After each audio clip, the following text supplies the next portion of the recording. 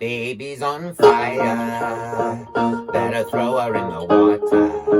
Hi, I'm Billy Hough, and this is Things You Should Know. And this song is Baby's on Fire by Brian Eno from his solo record, which was called Here Come the Warm Jets, 1974.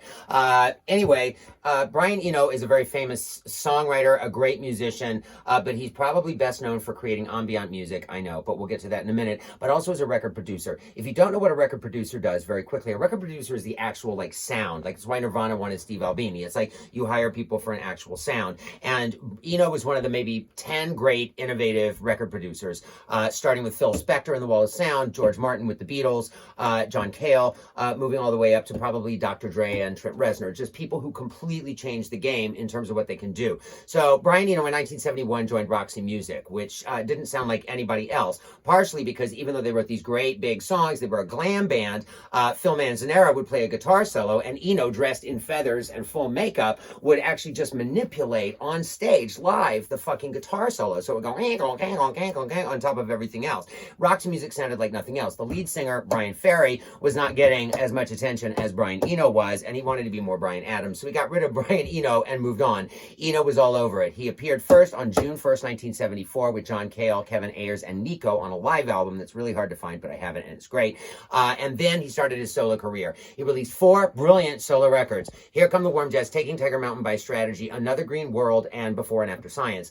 He also produced a lot of people, and the funny thing about Eno is that people do a couple of records with Eno, usually 3, and it sounds too much like an Eno record, and so they move on. Same thing, he did it with Bowie. He worked on Low, Heroes, and Lodger, but Lodger sounds like an Eno record, so Bowie moves on from Eno, and then on Scary Monsters uses all of Eno's tricks. Same thing with the Talking Heads. Fear of Music, Remain in Light, more songs about buildings and food. Remain in Light sounds like an Eno record, so the Talking Heads move on.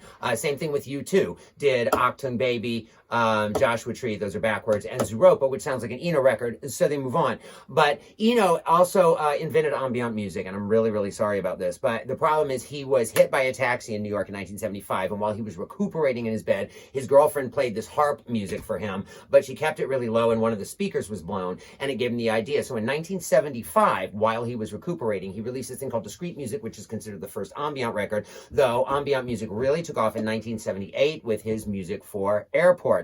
He also produced Devo's first record.